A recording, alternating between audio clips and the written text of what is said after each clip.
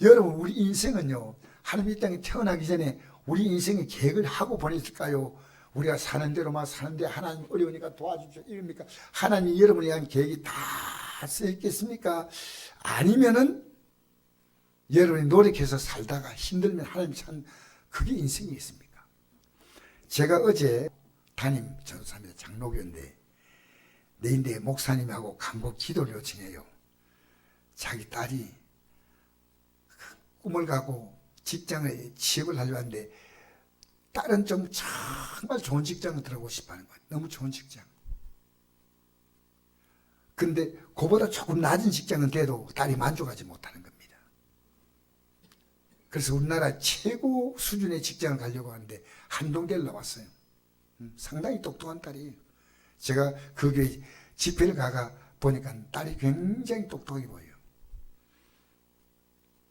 근데 전번에 어떤 직장에다가 원서를 내가지고 직장에서 되지 않았는데 딸이 많이 실망한 거예요.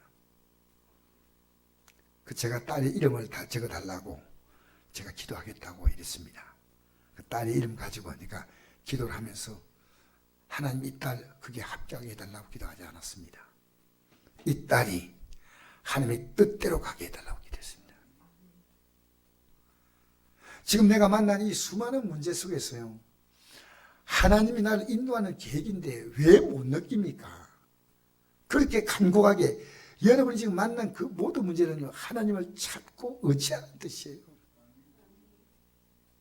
근데 내가 어제 그 전사님이 목사님 제가 딸을 데리고 목사님과 상담하러 데리고 올까요? 그래서 오기를 원하면 데려오지만 안 데려와도 된다.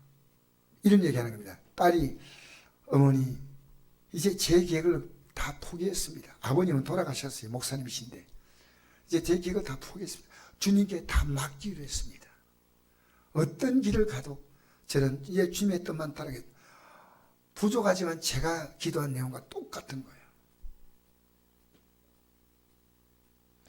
여러분, 주님의 뜻을 아는 것은 쉽지 않아요. 근데 중요한 것은요, 여러분의 뜻을 포기하지 않는 한 주님의 뜻을 몰라요.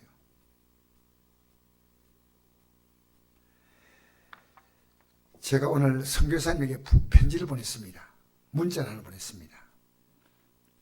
우리가 지금 지원하고 있는 선교사님인데, 선교사님 목자 그 얼마나 선교지가 어렵던지 사모님이 한국으로 귀국했대요. 너무 힘들어서. 그 얘기를 하시더라고요. 제가 선교사님 부탁했습니다. 선교사님의 뜻대로 가는 게 아닙니다. 하나님께 맡기지 않겠습니까? 맡기세요. 여러분이 기도할 때요, 얼마나 많은 기도가 하나님의 뜻에 내가 맡깁니다. 이렇게 기도합니까? 물론 우리가 기도할 때 몸도 아픈 것도 기도해야 되고 사업에 힘든 것도 기도하고 다 있지만 정말 중요한 것은요, 주님의 뜻을 따라가게 되는 겁니다. 주님의 뜻을. 그러니까 이 성전이 왜 기도하는 집인지 아십니까? 이곳에서 주님의 뜻을 이룬 말씀해 주입니다. 주님의 뜻은. 제가 오늘 에스겔 39장 읽지 않으면요, 야, 7배 동안 이 무기를 불태운다. 이게 지금 어느 나라 얘기하냐면요, 이란 얘기입니다. 왜냐하면 여기에 지금 보니까 곡이라는 말이 나오죠. 곡은 이란을 포함하는 과거의 어디냐면 페르시아, 이란 지역입니다.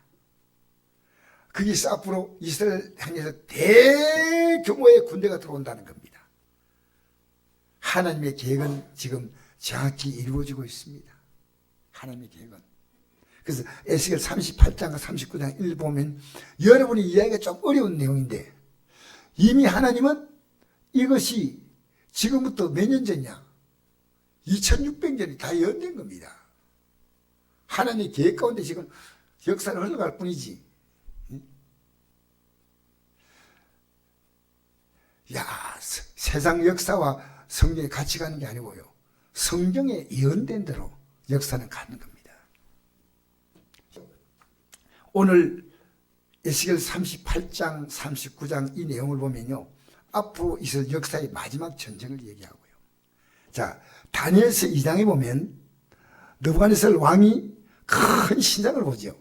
큰 신상을 보고 이 신상이요, 머리는 금이고 밑에는 은이고 동이고 철이고 이런 큰 신상을 보는데, 이 신상이 엄청난 신상인데 돌이 안 날아와가지고 이 신상을 딱 때리니까 신상이 부서지고 그 돌이요 온 천지에 가득하다.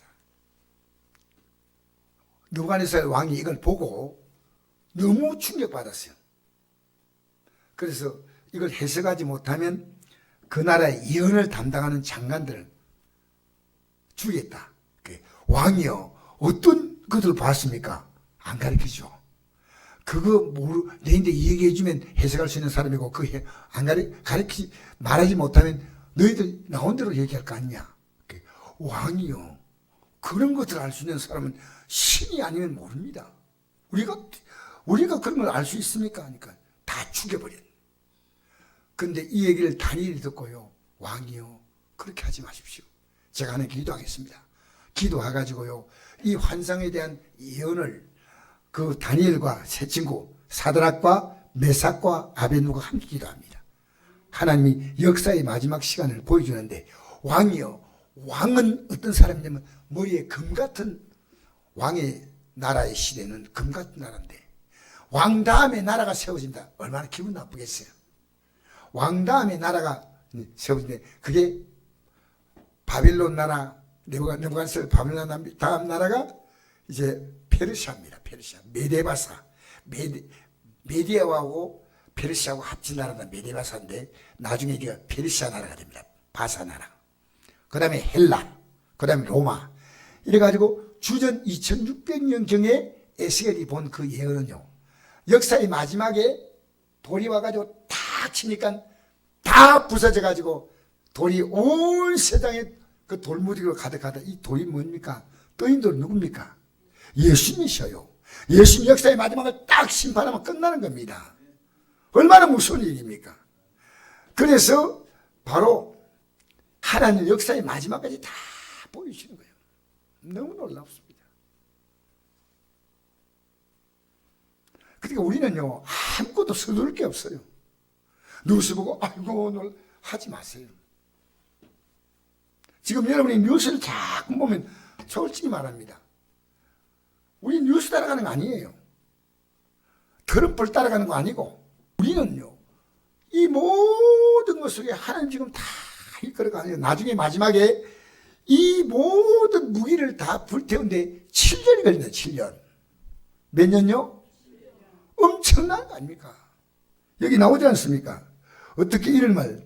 자, 9절 한번 읽어볼까요? 39장 9절 시작. 이스라엘 성읍들에 거주하는 자가 나가서 그들의 무기를 불태워 살되 큰 방패와 작은 방패와 활과 화살과 몽둥이와 창을 가지고 7의 동은 불태우리라. 엄청. 여러분, 이 중동전쟁 어떻게 될지 아무도 몰라요. 그러나 이 중동전쟁 어떻게 몰아붙지 않습니까? 간단히 얘기하면요, 이들이 결국은요 예수님을 영접할 수밖에 없는 환경까지 가는 거예요. 그 예수님을 영접 딱 하면 역사는 끝나는 겁니다. 유대인들이. 그 지금 이스라엘 나라에 일어나는 이 전쟁은 그냥 전쟁이 아니에요. 이 길을 따라갈 수 있는 무기를 주었습니다. 어떤 무기를 주었을까요? 정말 잘 알았습니다. 자, 이제 우리 성경을 찾아보고 들어가겠습니다. 성경에 어떤 말씀이냐면요, 마태복음 16장 보시겠습니다. 16장, 마태복음 16장입니다. 자, 16장 천천히 찾으십시다. 16장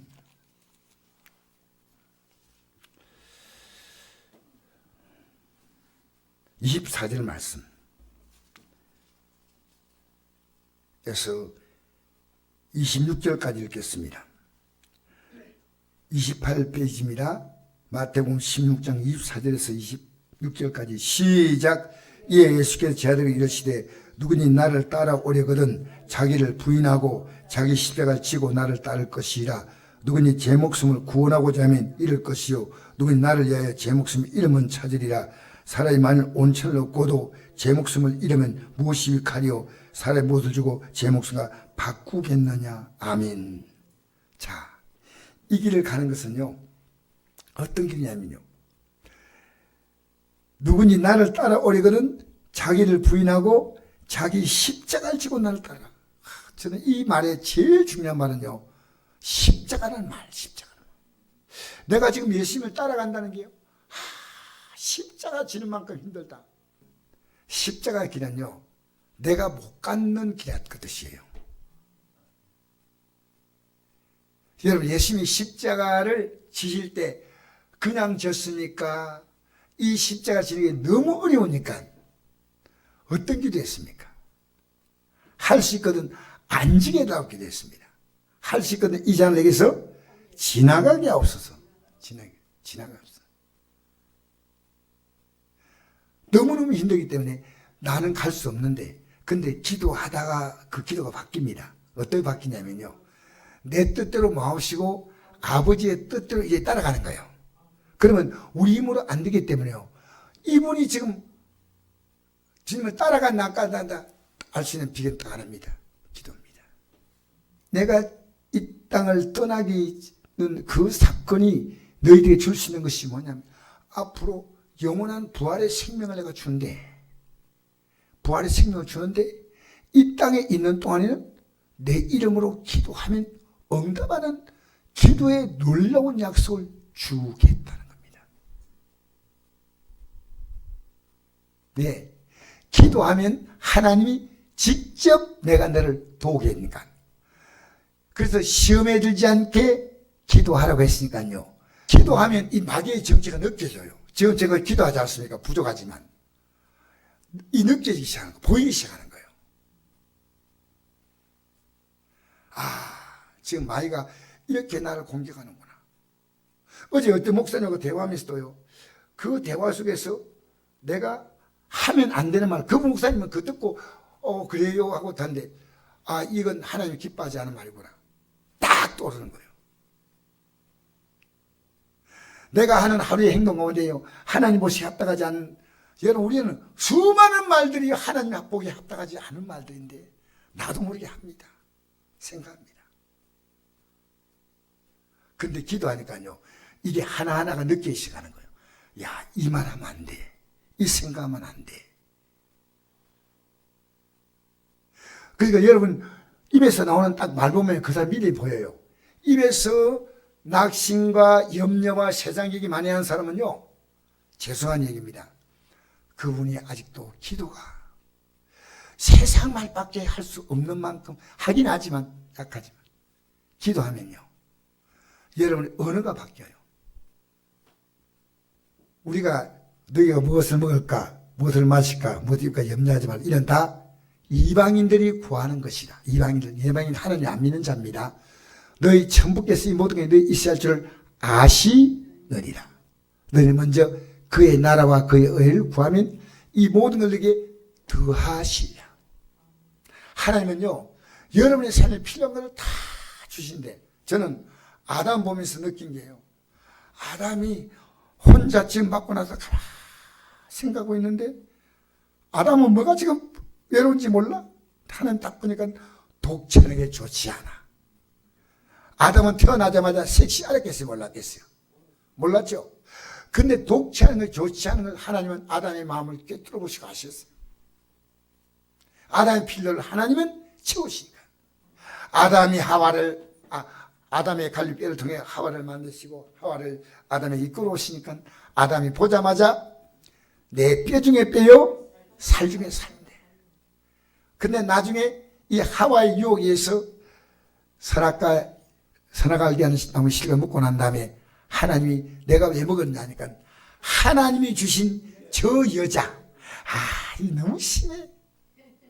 하나님이 주신 저 여자, 하나님 빼고 저 여자 해도, 여러분, 아내를 보고 여자 하면 좋은 말입니까, 안 좋은 말입니까?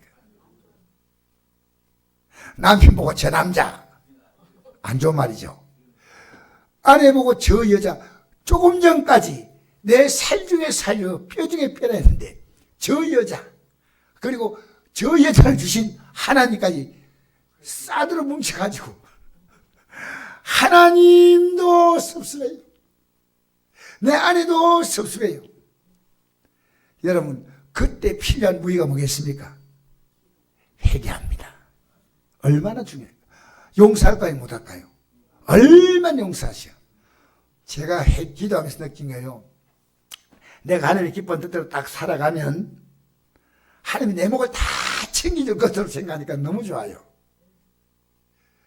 내 삶은요 부족함이 없이 하나님 준비해 놨는데 줄 가치가 없어. 여러분 자녀에게 주고 싶은데 이 자녀가요 너무너무 밉산 고르겠냐. 너무너무 이상한 행동해. 그러면 준 것도 다 뺏고 싶어. 맞아요. 여러분 저는요 주님이 기뻐하면 뭘 못 주겠습니까? 하나님을 기쁘게 해보시죠. 믿음 뭡니까? 믿음은요 하나님을 기쁘시게 하는 거예요. 하나님을 기쁘시게 하는 거예요. 그래서 오늘도 몸이 아픈 우리 성도님 모시고 오면서요 내가 밖으로 입만 한 게 아니고요 저렇게 아픈 몸을 가지고 나오는 걸 하나님을 얼마나 기뻐할까. 하나님이 아셔요. 여러분 나의 신앙은요 하나님과 나만 알아요. 아무도 몰라요. 함부로 말할 수는 없어요 사실은. 그러나 여러분 예배 자리에 못 나오는 것은요 아니에요. 여러분 북한에서 왜 기독교인들이 박해받냐면요 예배하다가 잡히는 거예요. 혼자서 가만히 예수 믿겠다면요 누가 잡아요? 여러분 우리 예수 믿는 사람이 왜 예배한 줄 알아요? 같이 예배하고 같이 서로 이 복음으로 나눈 거예요. 같이 예배가 그리 중요합니다. 예배를 통해 하나님의 뜻을 분명히 알게 되는 겁니다. 그래서 보십시오. 나를 따라오려거든. 우리 주님께서 우리에게 원하는 것은요 주님과 같은 영광과 앞으로 누릴 그 영광은요 주님과 똑같은 겁니다.